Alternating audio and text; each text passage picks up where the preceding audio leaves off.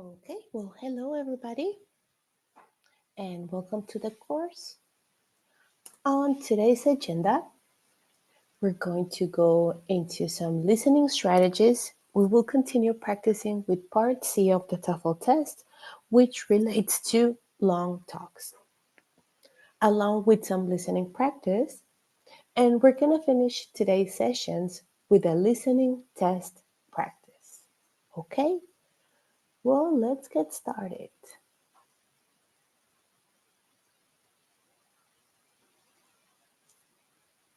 Now, last session, we talked about part B of the TOEFL test, which was the long conversations.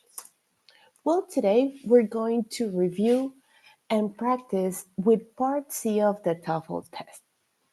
Now, part C of TOEFL test are long talks, and you will listen to 3 talks followed by questions.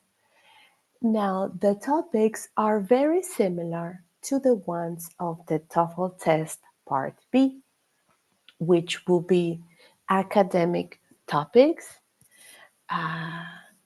It could also be related to current topics in the US. Yes, but remember that these are more formal and contain more academic language. Now, what is a typical procedure to answer long talks on the paper TOEFL test? Well, as we discussed from part B, whenever you have extra time, preview the answers to the questions. Go to the next section and try to read the answers. Remember that you will not read the questions, you will only see the answers. Now, while you're looking at the answers, you should try to do the following. Anticipate topics of the talks while you hear. Anticipate the questions for each of the groups of answers, similarly to what we practice with long conversations. Now listen carefully to the first line of the talk. This first line will often contain the main idea, the subject, the topic, etc. And you will be asked one question related to this. What is the topic of the talk? What was the main idea of the talk? And that is usually introduced in the first lines, in the first sentences of the conversation. As you listen to the talk, draw conclusions about the situation of the talk, like who is talking, when and where the talk takes place, which course, which class this lecture might be given in. Is it math? Is it history? Is it biology? Why? Because you will be asked to answer questions where you infer this type of conversation. Now, as you listen to the talk, follow along with the answer in your test book and try to determine the correct answer. Detailed questions are generally answered in order in the talk, and the answers often sound the same as what is said in the recording. This is a tough exercise to answer because it requires you to fully concentrate and work on your memory skills because you will have to recollect the information that you just heard. So concentration and focus are key in this section of the TOEFL test. You should guess even if you are not sure. Remember, never to leave any answers blank. And use the remaining time to look ahead at the answers to the questions that follow, because then you will be able to anticipate topics and anticipate questions for each of the groups of answers. Now, the first skill, as we mentioned before, is to anticipate the topic. Now, read some of the answers to anticipate the topic of the talk. of the talk. This is similar to the strategy that we reviewed for long conversation. Okay? So let's practice this skill with this exercise to anticipate the topic. So let's review the answers. Right now, we're going to do it like carefully and slowly, but on the day of the test, you may not have as much time. So it's important to skim through the answers, not to read them slowly and with a lot of detail, because then you won't have time to anticipate the topic. So if I do that quick scan and skimming through the answers, I'll see that I have biology, first class, once a week, in the laboratory to study, room assignments, exam topics, exam lab, etc. Now, what could be the topic of this talk? What do you think?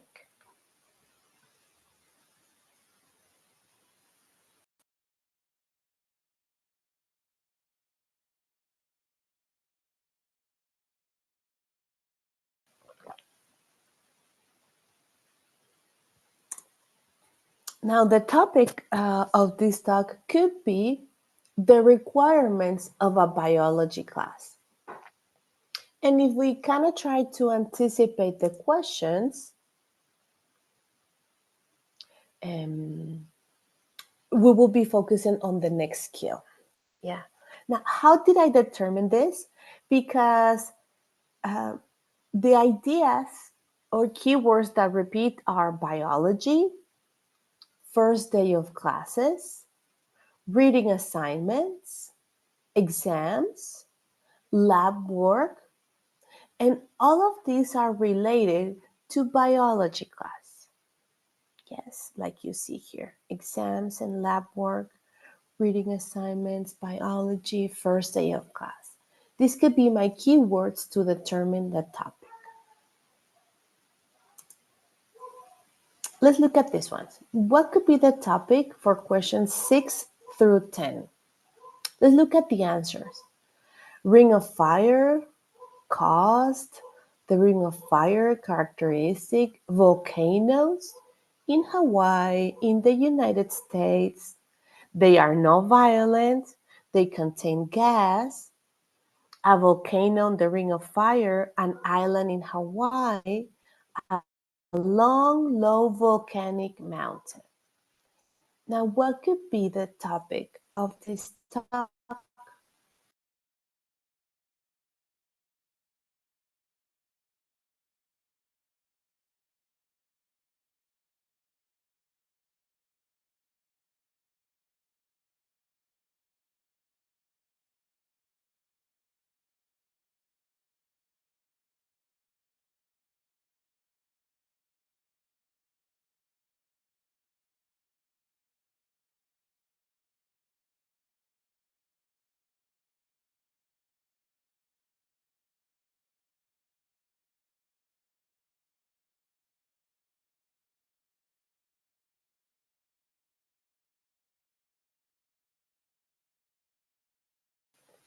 Now, the topic of this talk could be geology, because the topic is volcanoes.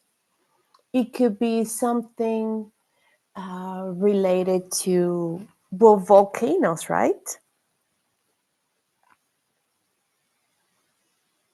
So maybe in question one could be like, what is the main topic? Which will be Hawaiian volcanoes or different types of volcanoes. Let's go to the next one.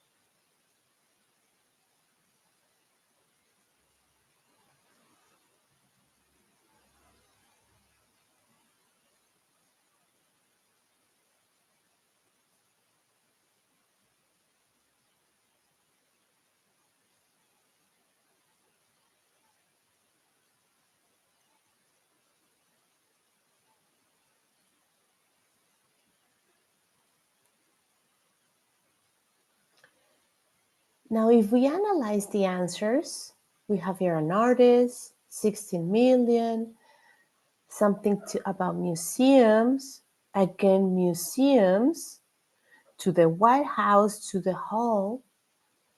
So it could be that they're taking a tour in a museum. We might hear the name of the museum in the recording, but we know that it's related to art, to museums, right? Artists, several, etc., etc.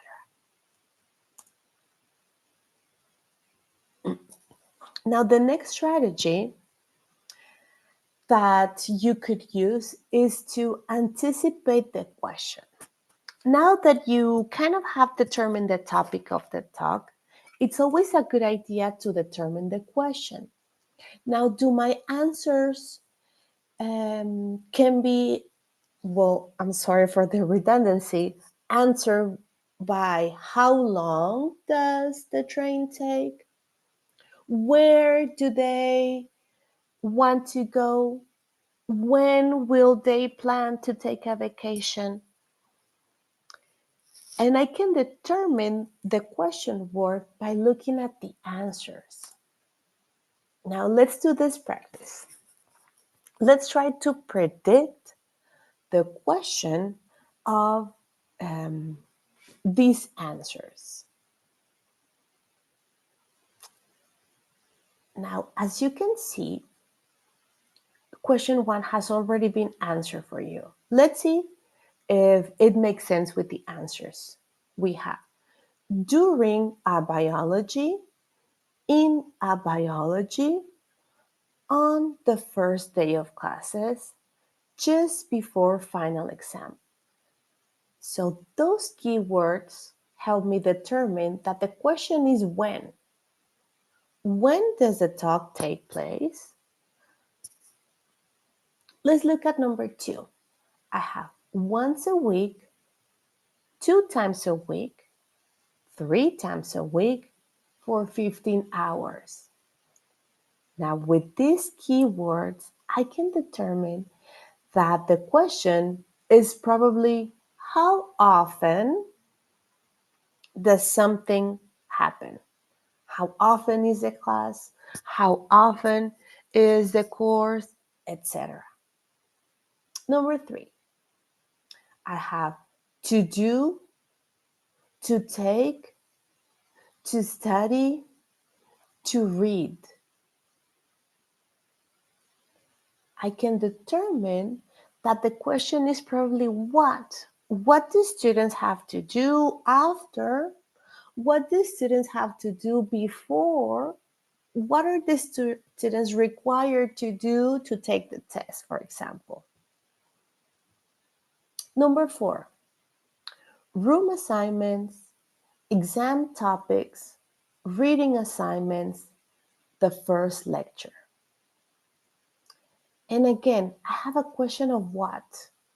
What do they need to do? What do they need to get? Yeah. Let's see this one.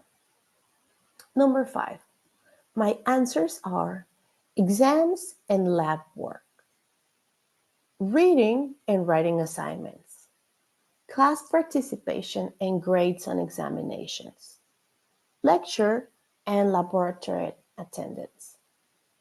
Now, probably the question again is a what? What are students required to do to pass the course? What do they have to register in their agendas? But I know it's a what. Question six. My answers are what caused the ring of fire, the volcanoes of the ring of fire, Hawaiian volcanoes, different types of volcanoes. And most likely the question to these answers is, what is the topic of the talk?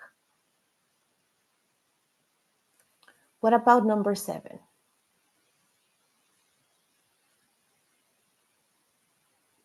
If you see, this one could also be, what is the topic of the talk?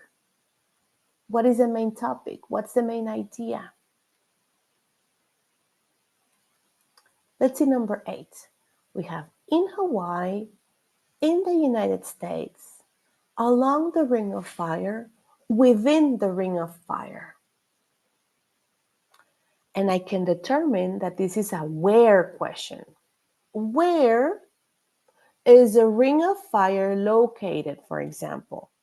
In Hawaii, in the United States. It could be, where is the volcano located?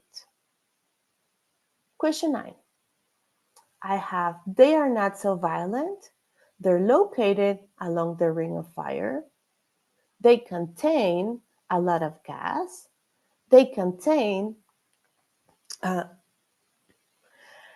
lava. Now, this is a tough one. The question could be, what is true about? What is mentioned about?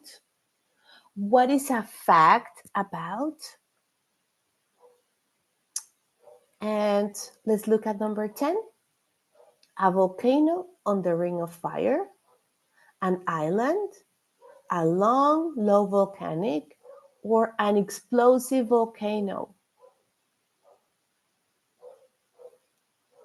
And I can determine that the question is a what. What is the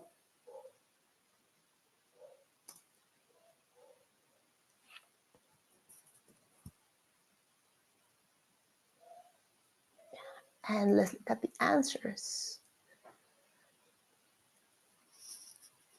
So we can compare with what we discussed. And I think we were all correct.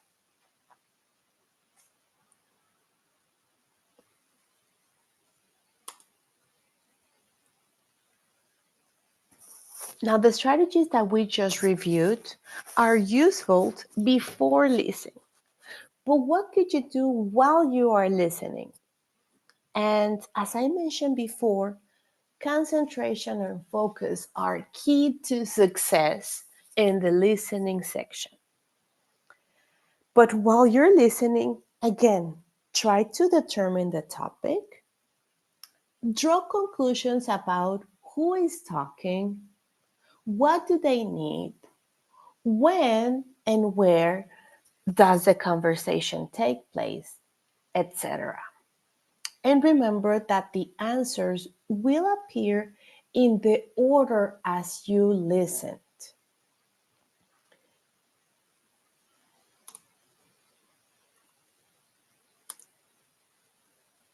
Okay, so let's practice the first skill. Try to determine the topic. Now, I'm going to play the audio for you and try to determine the topic. Okay, we're going to focus on that. I'm going to mute my microphone and then we'll check the answers all together.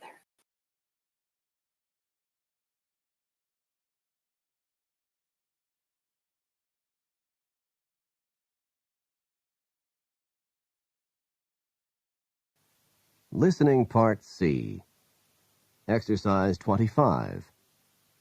Listen to the first part of each of the talks and decide on the topic of each talk. Number 1. The first part of Talk 1 is Welcome to Biology 101. I'm Professor Martin, and this is your laboratory assistant, Peter Smith. What is the topic of Talk 1?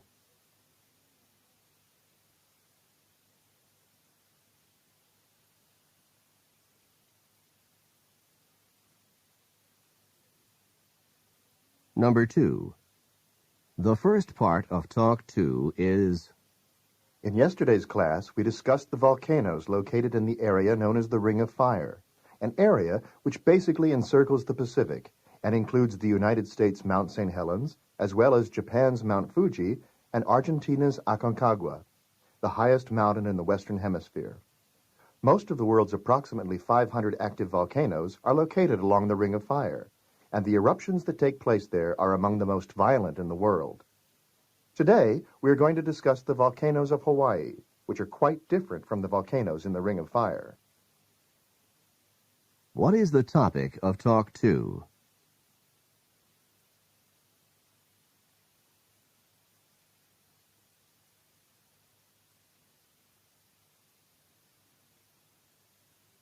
Number 3.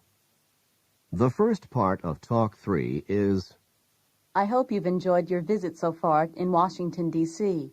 Today we're going on a tour of the Smithsonian. What is the topic of Talk 3?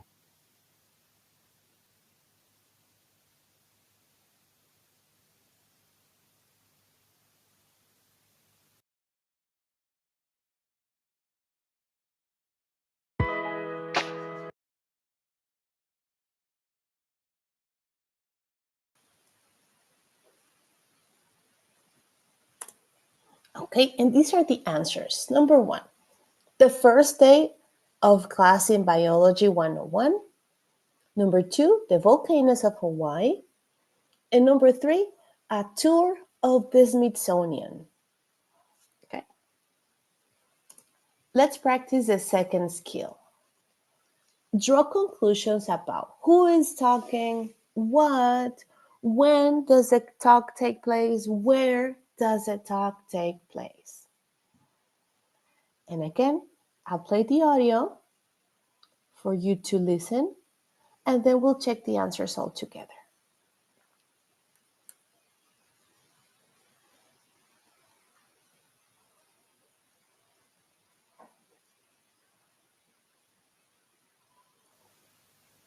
Exercise 26. Listen to the first part of each of the talks and try to imagine the situation. Then answer the questions in the text. Talk 1. Listen to the beginning of Talk 1 and try to imagine the situation. Welcome to Biology 101. I'm Professor Martin, and this is your laboratory assistant, Peter Smith. This course meets twice a week for lecture and once a week for laboratory assignments. Number 1. Who is probably talking?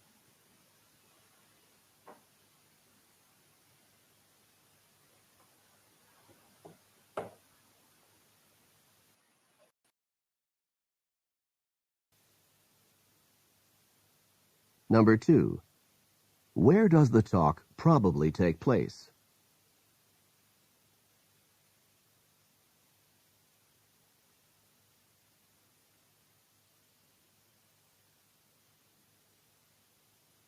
Number 3. When does the talk probably take place?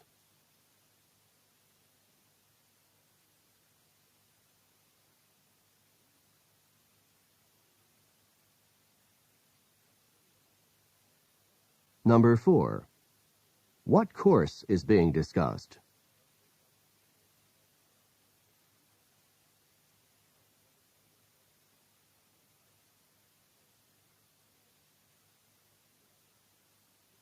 Talk 2. Listen to the beginning of Talk 2 and try to imagine the situation. In yesterday's class, we discussed the volcanoes located in the area known as the Ring of Fire, an area which basically encircles the Pacific and includes the United States' Mount St. Helens, as well as Japan's Mount Fuji and Argentina's Aconcagua, the highest mountain in the Western Hemisphere. Most of the world's approximately 500 active volcanoes are located along the Ring of Fire, and the eruptions that take place there are among the most violent in the world. Today, we are going to discuss the volcanoes of Hawaii, which are quite different from the volcanoes in the Ring of Fire. Number 1. Who is probably talking?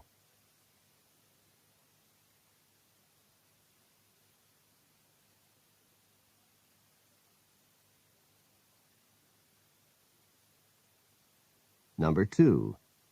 Where does the talk probably take place?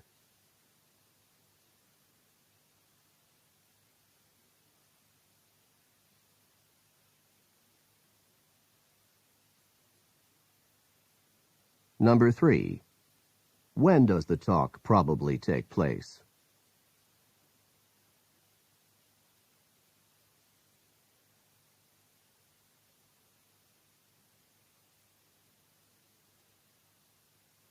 Number 4. What course is being discussed?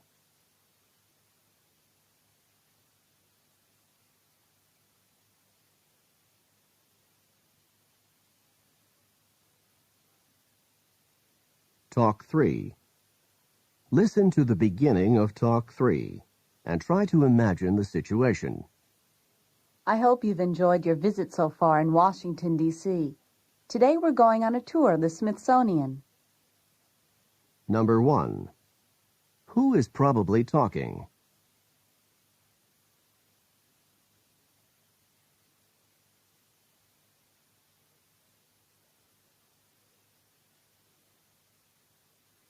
Number 2. Where does the talk take place?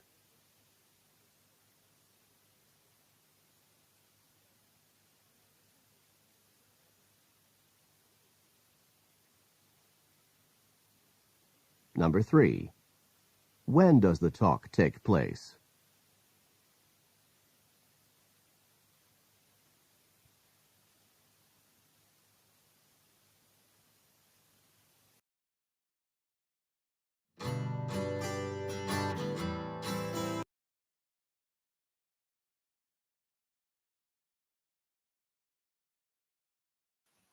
Okay, so let's check the answers. And here we go. I'll give you a minute or so to check.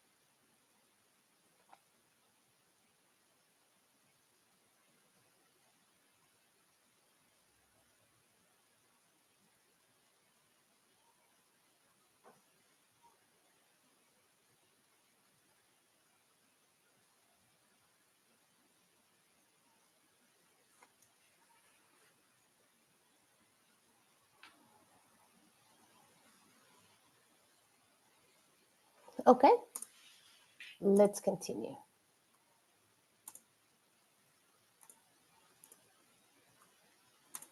I'm sorry.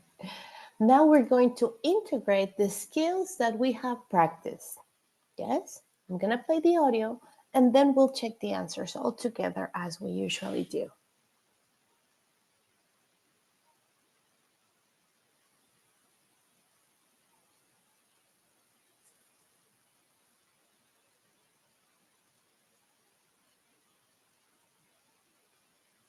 You know what? No, I think we're missing to check the strategy of listen for answers in order. Yeah, that's right. That's the one we're missing. Okay, so I'll play the audio and then we'll check.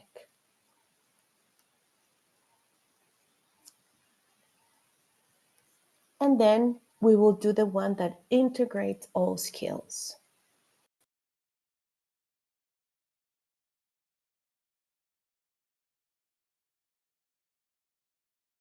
TOEFL Exercise 27. Listen to each complete talk and answer the questions that follow. Talk 1. Questions 1 through 5. Listen to a talk given by a professor. Welcome to Biology 101. I'm Professor Martin, and this is your laboratory assistant, Peter Smith. This course meets twice a week for lecture and once a week for laboratory assignments. The text for this course is Introduction to Biological Sciences by Abramson. You should get the text and read the first chapter before the next class. You will also need to get the laboratory manual that accompanies the text. I've passed out a copy of the course syllabus. This syllabus lists the reading assignments and exam dates. Note that we will cover one chapter a week for each of the next 15 weeks in the semester, and there will be 3 exams throughout the course. Grades in this course are based on your exam grades and your grades on the laboratory assignments. Are there any questions? Number 1. When does this talk probably take place?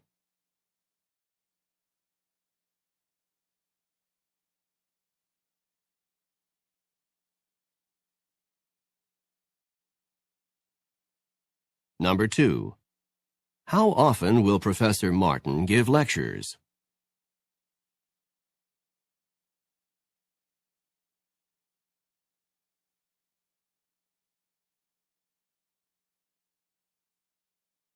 Number 3.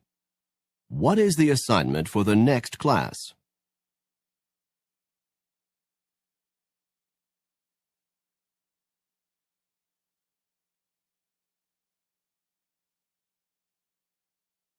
Number 4. What information is given in the syllabus?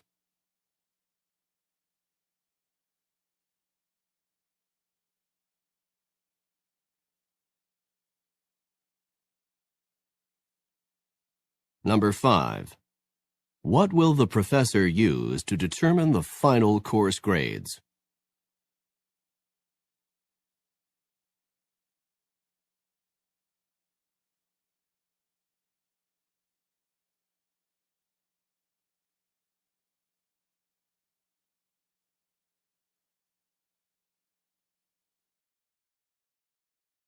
Talk 2. Questions 6 through 10. Listen to a lecture given by a professor. In yesterday's class, we discussed the volcanoes located in the area known as the Ring of Fire, an area which basically encircles the Pacific and includes the United States' Mount St. Helens, as well as Japan's Mount Fuji and Argentina's Aconcagua, the highest mountain in the Western Hemisphere. Most of the world's approximately 500 active volcanoes are located along the Ring of Fire, and the eruptions that take place there are among the most violent in the world. Today, we are going to discuss the volcanoes of Hawaii, which are quite different from the volcanoes in the Ring of Fire. Hawaiian volcanoes are not located along the Ring of Fire and are therefore not caused by the movement of the Earth's plates against each other. Instead, Hawaii is located in the middle of the Ring of Fire, above a massive plate rather than where 2 plates meet. The result is that Hawaiian volcanoes are much gentler than those in the Ring of Fire. Hawaiian volcanoes have much less gas in them, which causes less explosive eruptions, and the lava in Hawaiian volcanoes is thinner, which results in mounds that are long and low rather than high and steep, because the lava flows farther and builds mounds gradually with long, low slopes. Mauna Loa, the name of one of Hawaii's most famous volcanoes, actually means long mountain. Number 6. What was the topic of yesterday's lecture?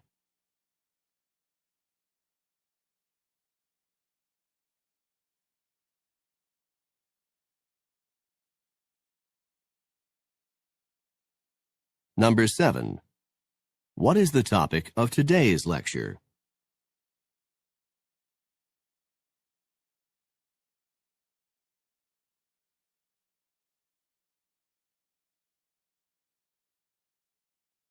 Number 8. Where are most of the world's active volcanoes located?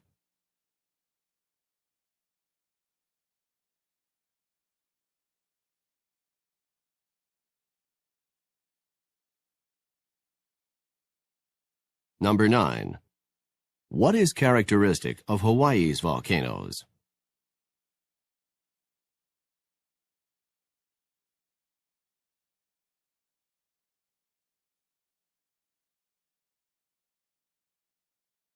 Number 10. What is Mauna Loa?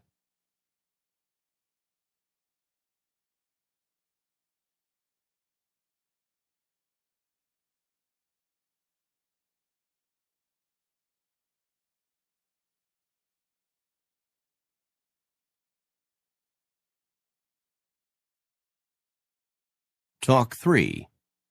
Questions 11 through 15. Listen to a talk about the Smithsonian. I hope you've enjoyed your visit so far in Washington, D.C. Today we're going on a tour of the Smithsonian. The Smithsonian is actually several museums, each with a different focus, situated together on a mall. These museums in total have more than 60 million items on exhibit. The first Smithsonian museum we'll visit is the Museum of Natural History, which has various types of stuffed animals and exhibits showing the lifestyles of early American Indians and Eskimos. From the Museum of Natural History, we'll go on to the National Air and Space Museum, where we'll see displays that show the development of flight.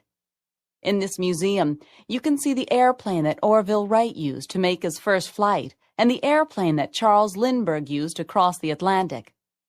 After we visit those two museums as a group, you'll have free time to visit some of the other Smithsonian museums: the Museum of American History, the Smithsonian Arts and Industries Building, and the various art museums located on the Smithsonian Mall. After our trip to the Smithsonian today, we'll go on to the White House and Capitol Building tomorrow. Number 11. Who is probably giving this talk?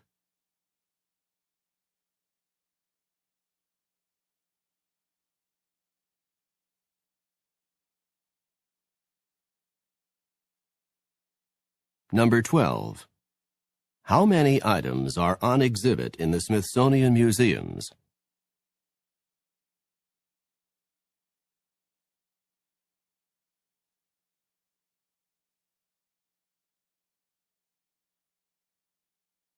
Number 13.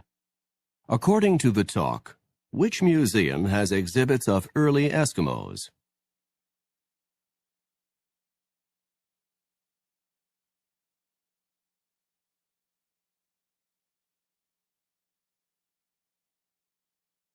Number 14.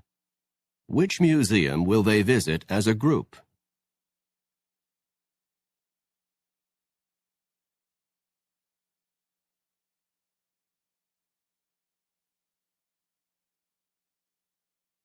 Number 15. Where will they go tomorrow?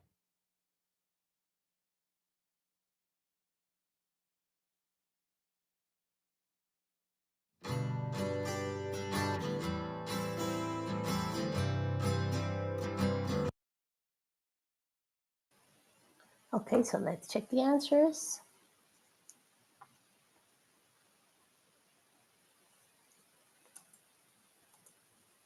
Here it is. I'll give you a minute or so you can check.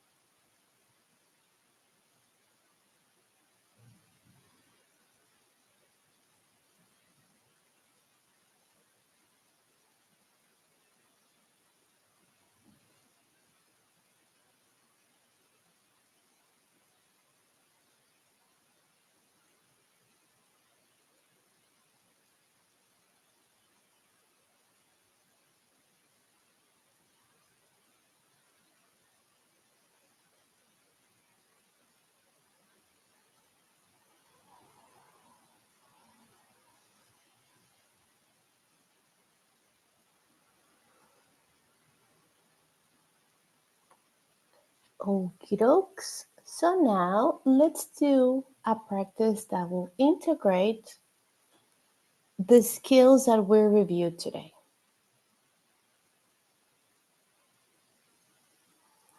Okay, so I'm gonna mute my mic and play the audio, and we will check the answers all together.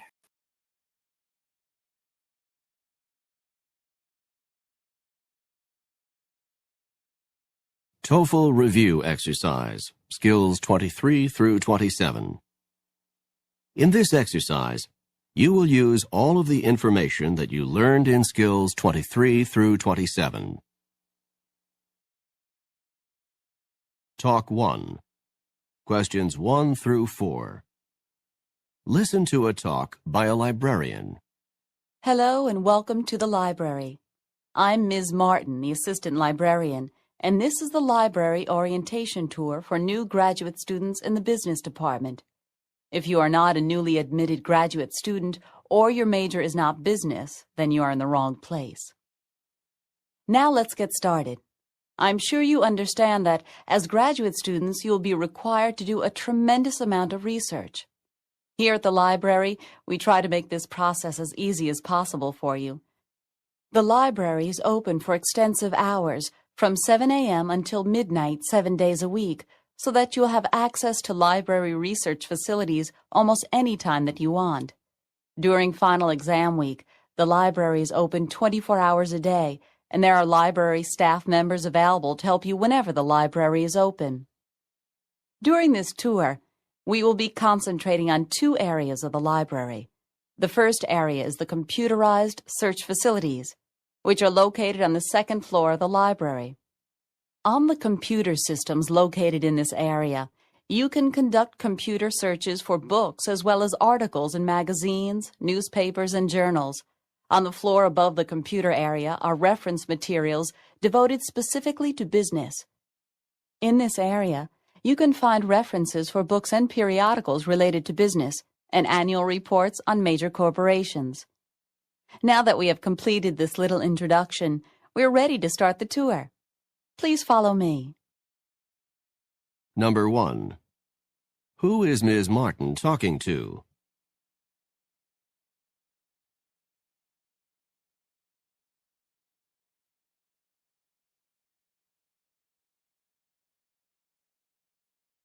Number 2. What are the library's hours during final exam week?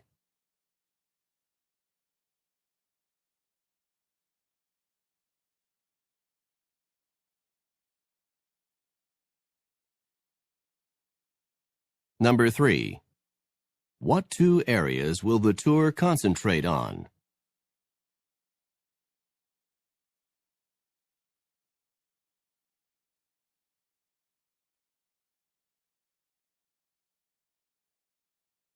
Number 4. What are the students probably going to do next?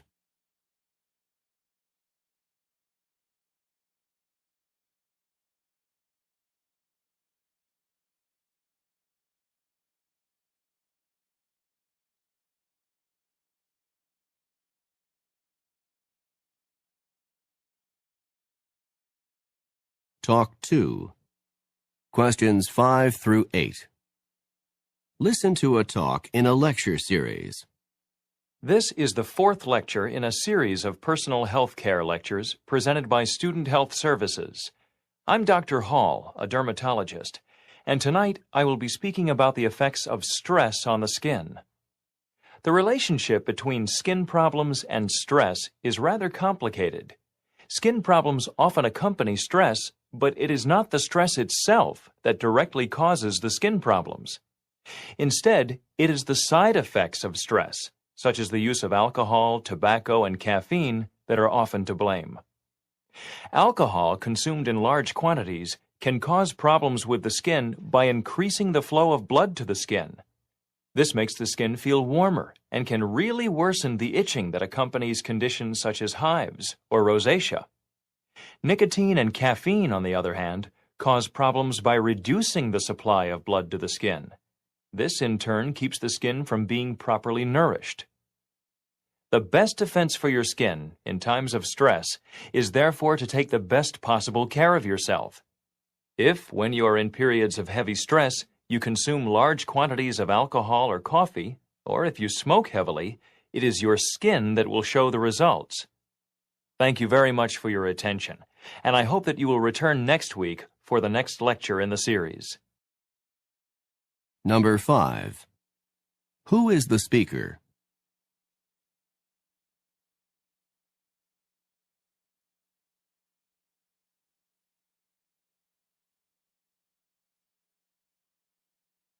Number 6. What is the topic of the talk?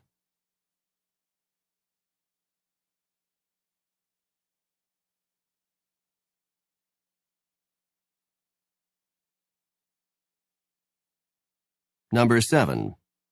Which of the following can worsen itching?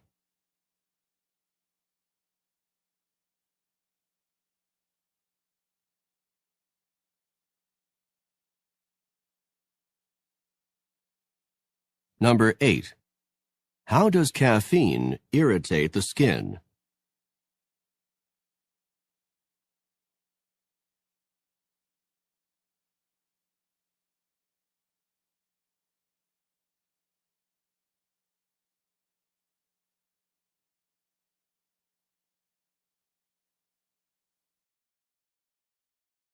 Talk 3. Questions 9 through 12. Listen to a lecture given by a professor. In today's class, we will be discussing the 19th century crash of the gold market. When the U.S. gold market crashed on September 24, 1869, the day became known as Black Friday. What set the stage for the crash was the excessive amount of paper currency issued by the government to finance the Civil War. At the end of the war, speculators in New York tried to capitalize on the inflated price of gold in relation to paper currency by cornering the gold market.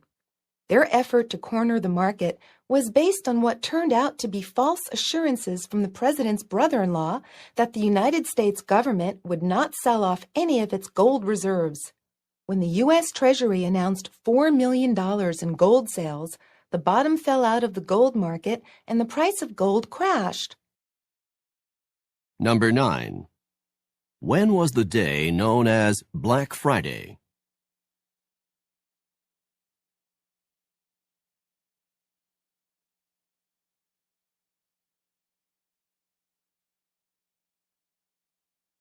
Number 10. What happened on the day known as Black Friday?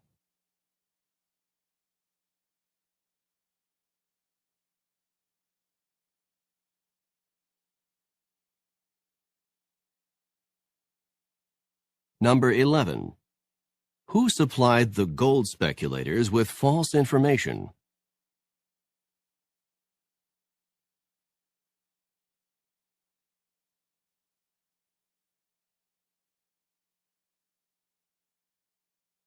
Number 12.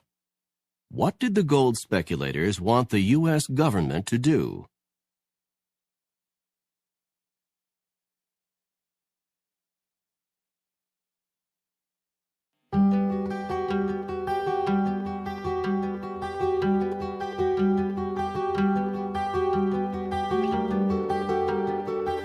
This is the end of Listening Part C.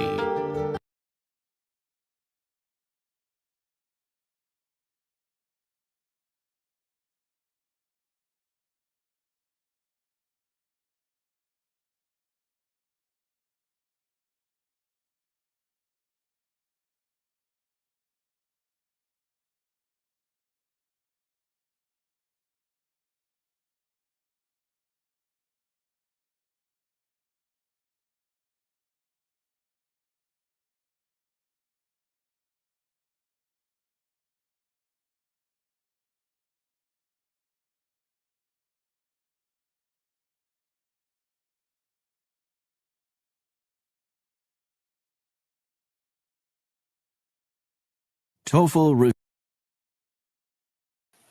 Okay, so I'll show you the answers and give you some minutes to check. Here it is.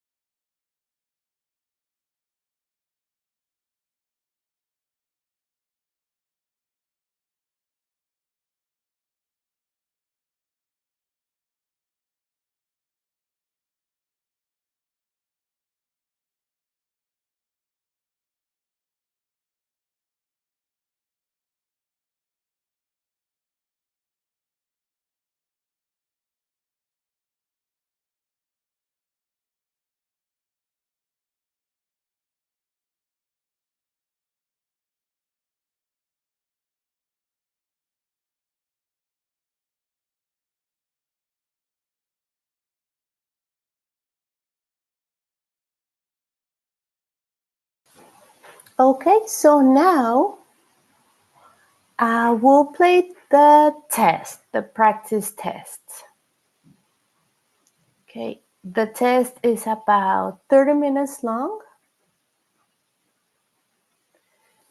And at the end of the test, I will show you the answers, okay? So get ready, grab your pen and paper.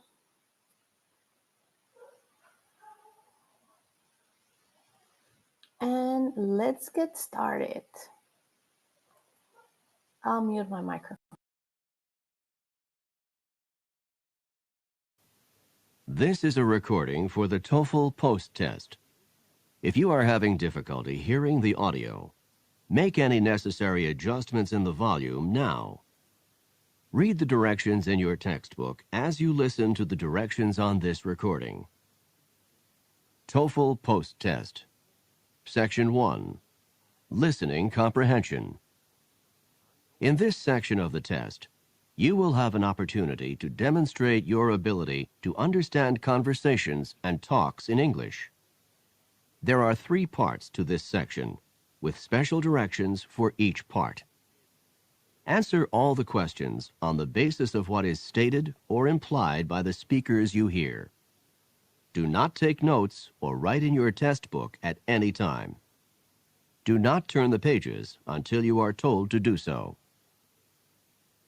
Part A. Directions. In Part A, you will hear short conversations between 2 people. After each conversation, you will hear a question about the conversation. The conversations and questions will not be repeated. After you hear a question, read the 4 possible answers in your test book and choose the best answer. Then, on your answer sheet, find the number of the question and fill in the space that corresponds to the letter of the answer you have chosen. Listen to an example. On the recording, you will hear, That exam was just awful. Oh, it could have been worse. "What does the woman mean?" In your test book, you will read, A. The exam was really awful. B. It was the worst exam she had ever seen. C. It couldn't have been more difficult. D. It wasn't that hard. You learn from the conversation that the man thought the exam was very difficult and that the woman disagreed with the man. The best answer to the question, "What does the woman mean?" is D. It wasn't that hard. Therefore, the correct choice is D. Now we will begin Part A with the first conversation. Part A. Number 1. Are the exams corrected yet? No, but they'll be corrected by noon. What does the man mean?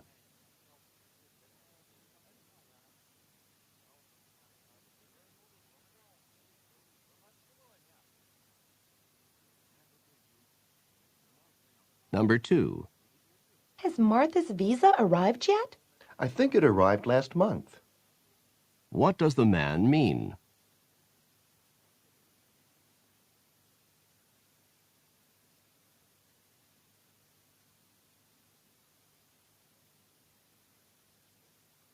Number 3. What did the professor do in the first class? I missed it because I was late. She outlined the course requirements. What does the woman mean?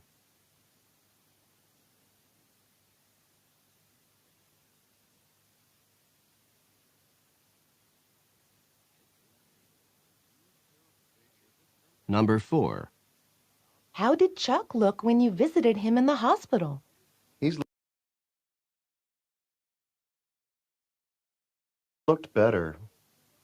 What does the man mean?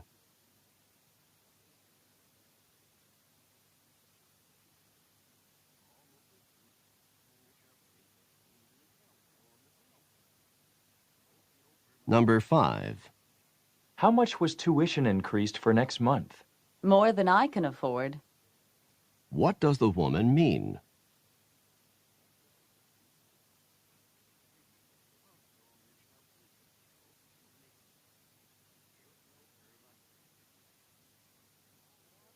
Number 6. How were the grades on the history exam? No one got above a C. What does the man mean?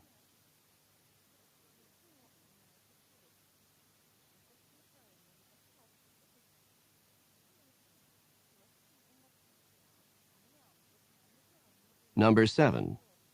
You know, this is the second time this week that you've been late to class. It was impossible to find a place to park before the 10 o'clock class. What does the man mean?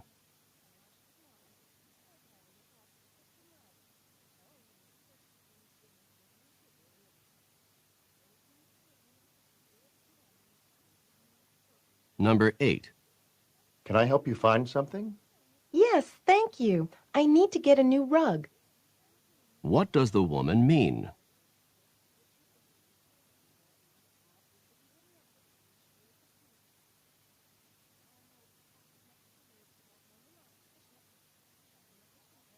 Number 9. I'd like to open an account. Would you like a savings account or an interest-bearing checking account? Where does this conversation probably take place?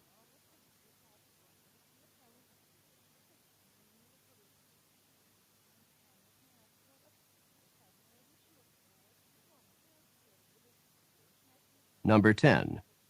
Why does Jane spend so much time in San Francisco? She has a cousin there, so she likes to visit, especially during the holidays. What does the man mean?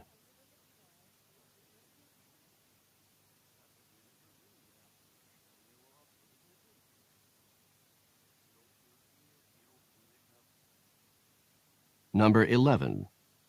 Are you really hungry? I feel like I haven't eaten in weeks. What does the man mean?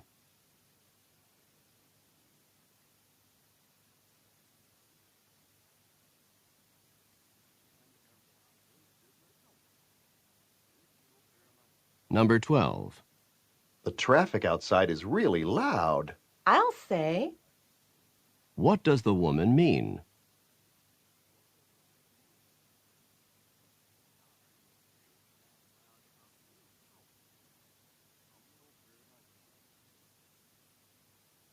Number 13.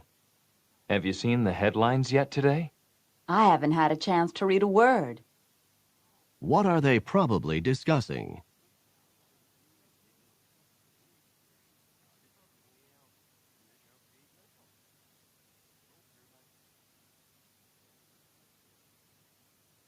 Number 14.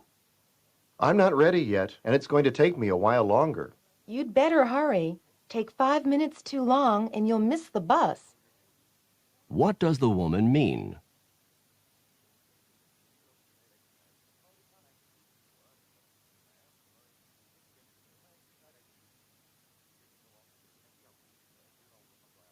Number 15. I think it's impossible for me to pass this class. You should never say impossible. What does the man mean?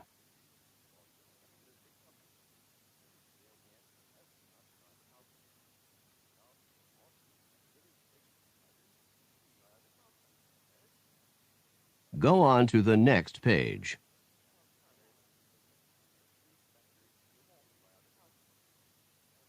Number 16. Why were you thanking Tom?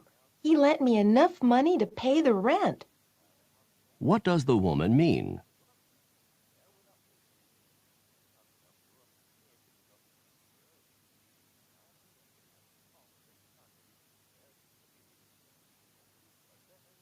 Number 17. Are you enjoying the dessert? Never have I tasted such delicious cake. What does the man say about the cake?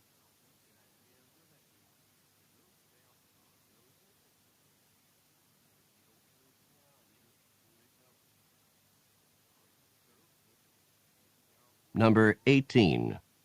Why are you so late getting here? Oh, I ran into my cousin Carl, and we stayed and talked for a while. What does the woman mean?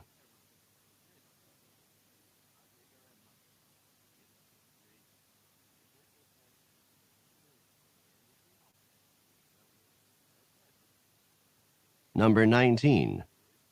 Do you know where Debbie is? Her purse is still here, so she must still be in the apartment. What does the man say about Debbie?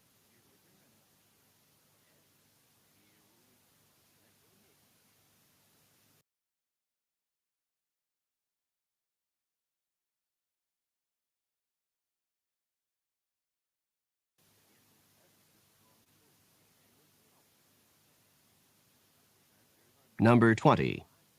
Do you know when rent is due? The landlord collects it on the first of the month without fail. What does the woman mean?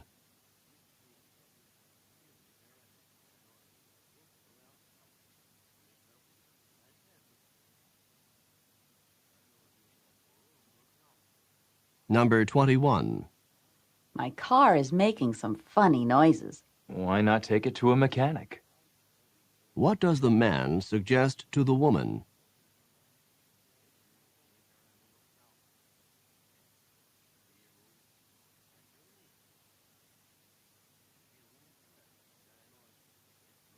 Number 22. Martha's holding down 2 jobs at the same time. She'd better take it easy. What does the woman mean?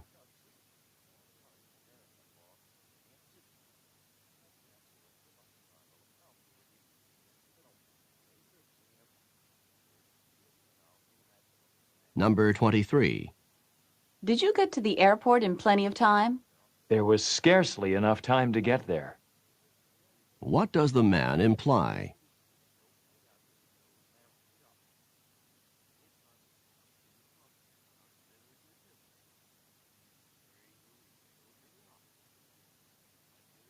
Number 24. You should put some money in the parking meter. Parking fees aren't necessary on the weekend, are they? What does the man mean?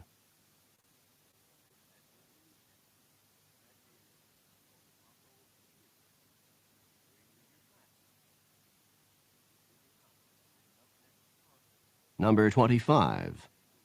How is your boss feeling about his retirement? Oh, he isn't too unhappy to be retiring. What does the woman imply about her boss?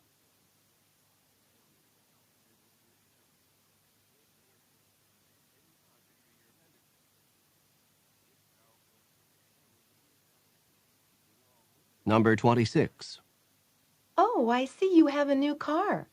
I wish I'd been able to buy the car I really wanted. What does the man mean?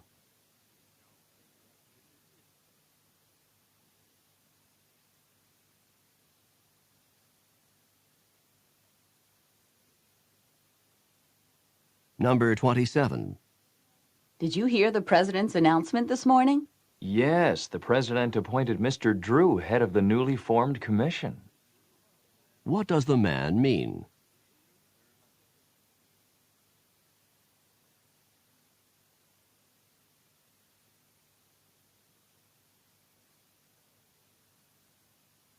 Number 28. Were you upset by what Richard said to you? I couldn't have been more infuriated. What does the woman mean?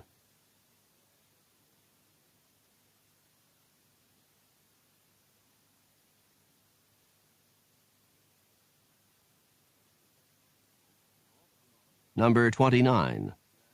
Let me just get these last plates put away. Then I'll be ready to go. So you did do the dishes. What had the woman assumed?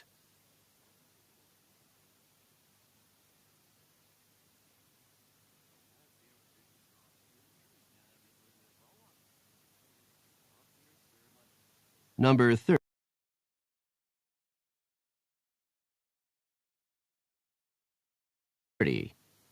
Why did you get that kind of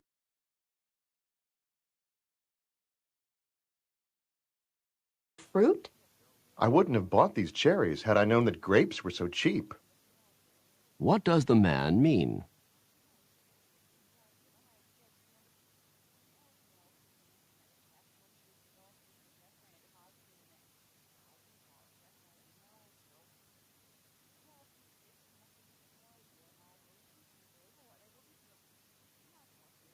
This is the end of Part A.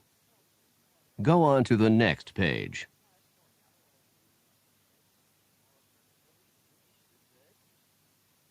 Now read along with me as I read the directions for Part B.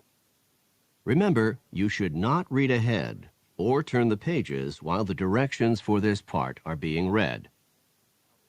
Part B. Directions. In this part of the test, you will hear longer conversations. After each conversation, you will hear several questions. The conversations and questions will not be repeated. After you hear a question, read the 4 possible answers in your test book and choose the best answer. Then, on your answer sheet, find the number of the question and fill in the space that corresponds to the letter of the answer you have chosen. Remember, you are not allowed to take notes or write in your test book. Now we will begin Part B with the first conversation. Questions 31 through 34. Listen to a conversation between 2 friends who are making plans. Do you have any plans this weekend? There's so much to choose from on campus that I'm not sure what I'm going to do. The football game's on Saturday night, and I'm going with a group of friends. Do you want to go with us? Of course I'd like to go to the football game. It's the biggest game of the season, and it sounds like fun to go with a large group of people. Good. We'll be meeting at the cafeteria for dinner at 6 o'clock on Saturday night, and then we'll go on to the game together. That takes care of my plans for Saturday night. But now I need to make a decision about Sunday afternoon. The music department is sponsoring a concert then, and I'd really like to hear that concert. But there's also a play being presented by the drama department that I really wanted to see. It's too bad those 2 events are at the same time. You know, if you go to the game on Saturday night and a concert or play on Sunday, that doesn't leave much time for studying. Ah, well. Maybe I can do that the weekend after this one. Number 31. What is the woman planning to do Saturday?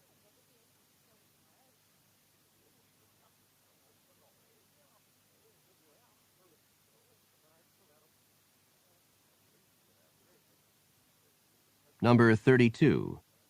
Why does the man want to go to the football game?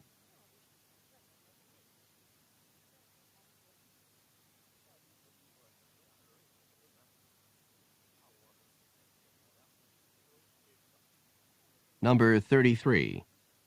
What is at the same time as the music department's concert?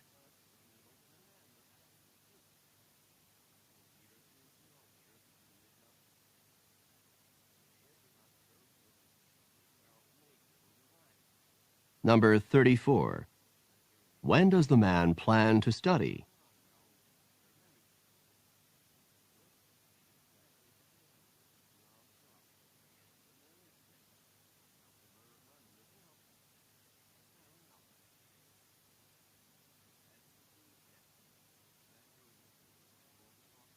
Questions 35 through 38. Listen to a conversation between a man and a woman. Have you ever thought about all the tons of garbage that's out in space circling the Earth? Tons of garbage circling the Earth? What do you mean? I saw a television program about it last night, and according to the program, there's about 3,000 tons of metal out there in space, traveling at speeds around 17,000 miles per hour. Where did all this garbage come from? Well, it comes from all those space missions that have gone up since 1957. Every time a rocket ship goes up into space, it leaves a lot behind, and this stuff goes into orbit around the Earth. Booster rockets, solar panels, remnants of satellites, and even nuclear reactors. Isn't it dangerous to have all this stuff out there? Some space scientists are worried about possible collisions between this orbiting junk and spaceships, particularly manned spacecrafts. However, so far there hasn't been any such accidents. Well, I hope that they're going to do something about this, both for the sake of safety and for the sake of the environment. Me too. I know that right now the problem is being studied by numerous scientists. Hopefully, they'll be able to find solutions before the problem gets too much worse. Number 35. What are the man and woman discussing?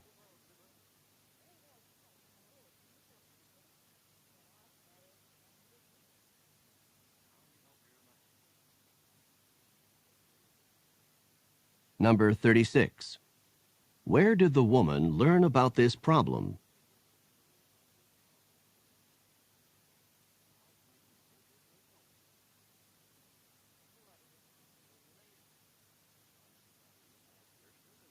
Number 37. Approximately how much metal is in orbit in space?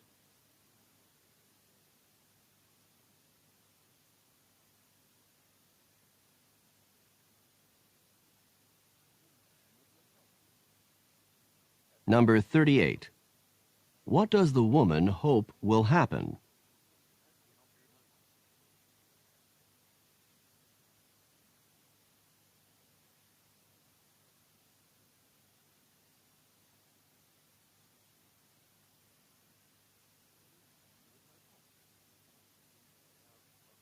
This is the end of Part B.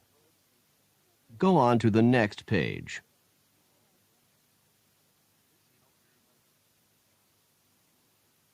Now, read along with me as I read the directions for Part C. Remember, you should not read ahead or turn the pages while the directions for this part are being read. Part C. Directions. In this part of the test, you will hear several talks. After each talk, you will hear some questions. The talks and questions will not be repeated. After you hear a question, read the 4 possible answers in your test book and choose the best answer. Then, on your answer sheet, find the number of the question and fill in the space that corresponds to the letter of the answer you have chosen. Here is an example. On the recording, you will hear, "Listen to an instructor talk to his class about painting." Artist Grant Wood was a guiding force in the school of painting known as American Regionalist, a style reflecting the distinctive characteristics of art from rural areas of the United States.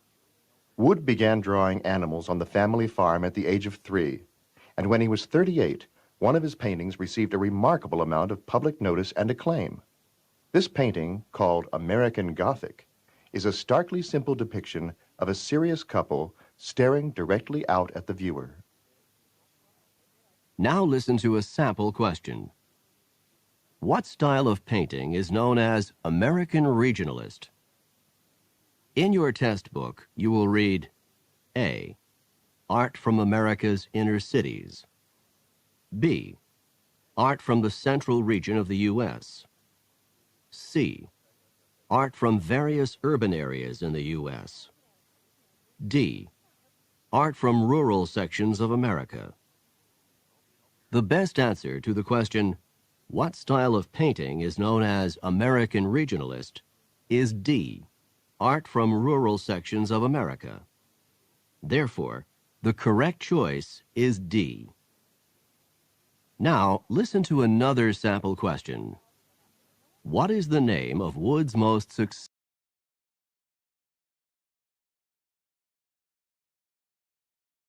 successful painting?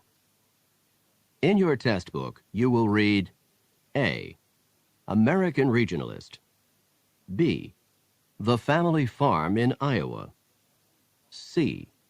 American Gothic. D. A Serious Couple. The best answer to the question, what is the name of Wood's most successful painting, is C. American Gothic. Therefore, the correct choice is C. Remember, you are not allowed to take notes or write in your test book. Now we will begin Part C with the first talk. Questions 39 through 42. Listen to a sociology professor talk to her class. Before I start today's sociology lecture, I'd like to talk with you about the papers that you should be working on. As you know, the topic for the paper is the relationship between gun control and violence. The paper itself is due in 2 weeks, but I would like to see your outlines by Friday of this week so that I can be sure that you are on the right track with the assignment. You need to do some research for this paper, so you should be spending some time in the library. I would like you to have at least 3 books and at least 3 recent journal articles as sources. The paper should be 5 pages long. In addition to the 5 pages of composition, you should have a title page and a 1-page reference list of the sources that you used in preparing the paper. Number 39. When does this talk probably take place?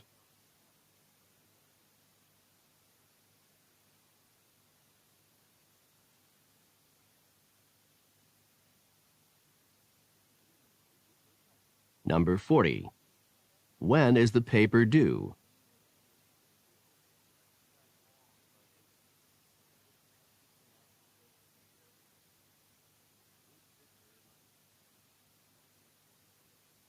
Number 41.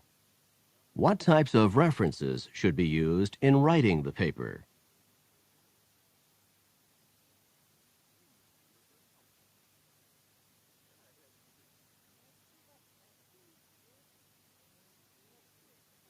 Number 42. How many total pages should be in the paper, including the title page and the reference list?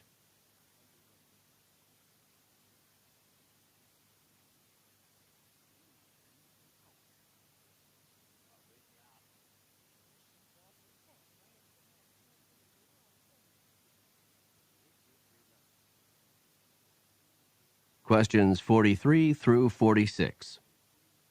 Listen to a talk about Hawaii. For those of you taking part in the trip to Hawaii next week, I'd like to give you a little information about the weather that you can expect there. You can expect the average daily temperature there to be about 80 degrees Fahrenheit, or 26 degrees Celsius. This is the average daily temperature in the springtime when we will be there. It is interesting to note that it only gets a few degrees warmer in the summer and a few degrees cooler in the winter. One important factor that keeps the temperature so constant and moderate in Hawaii is the trade winds. These are winds that blow in on the northeast or windward side of the islands on an almost daily basis. The trade winds blow through the islands an average of slightly more than 300 days per year, and they are the strongest during the heat of the afternoon and turn into a cooling breeze in the evening. The trade winds also keep the humidity down, which makes the weather even more pleasant. I hope this information will help you to understand the weather conditions that you're going to encounter next week on your trip. It should also help you decide what types of clothes you should be packing for your trip. Number 43. In what season of the year will the trip take place?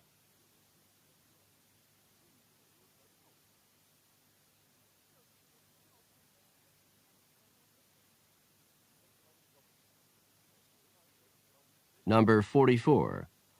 What is the weather like in Hawaii?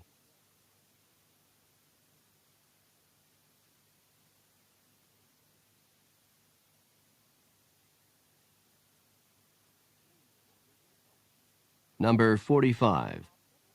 What is true about the trade winds?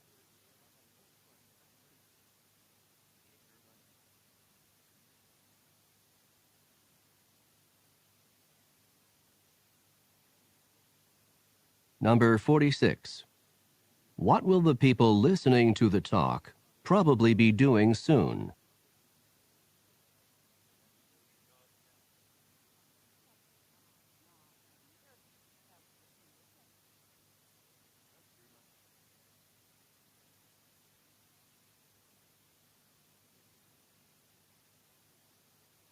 Questions 47 through 50. Listen to an instructor talk to her class about Walt Whitman. The topic of today's lecture is Walt Whitman, an American poet and author of the renowned collection of poems, Leaves of Grass. This volume of poems is a celebration of America, full of pride in the United States and reverence for the goals of American democracy. Whitman began writing Leaves of Grass in the middle of the 19th century, and the first edition appeared in 1855 with only 12 poems. Several other editions of Leaves of Grass appeared throughout Whitman's lifetime with additional poems. Leaves of Grass grew and matured right along with Whitman. The longest and best-known poem in Leaves of Grass is Song of Myself, which appeared in the first edition. The poem When Lilacs Last and the Dooryard Bloomed was added to a later edition. This poem was written at the time of Abraham Lincoln's death in 1865 and contained Whitman's reflections on that event. Lincoln's death occurred in April, in the spring, in a season of new life.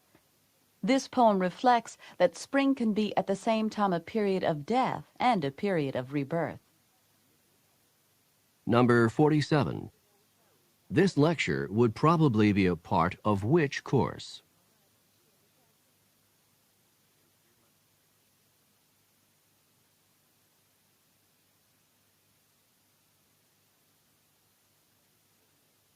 Number 48.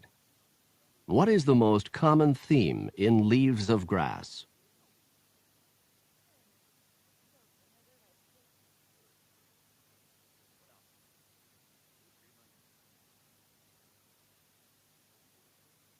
Number 49.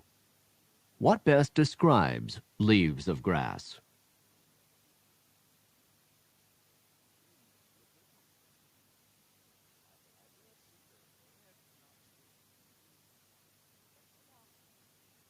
Number 50. Which is the long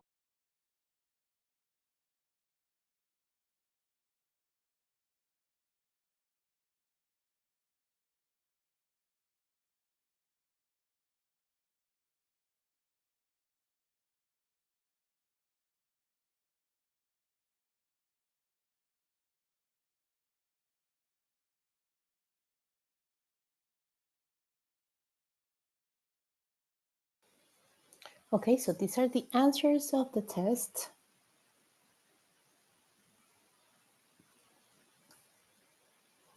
I'll give you a minute or so to check.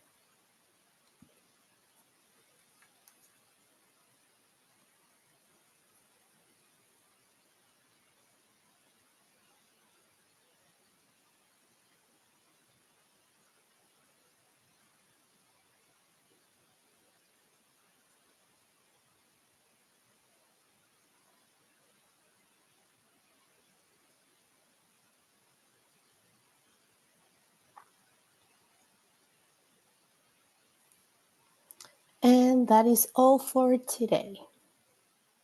I hope that the strategies that we worked on today help you build your confidence, and we will continue practicing listening skills. Even though we already made a practice test, there are still other skills that I'd like to share with you. Okay? I hope you have a good and happy Saturday, and we'll see each other soon. Bye bye. Enjoy the rest of your weekend.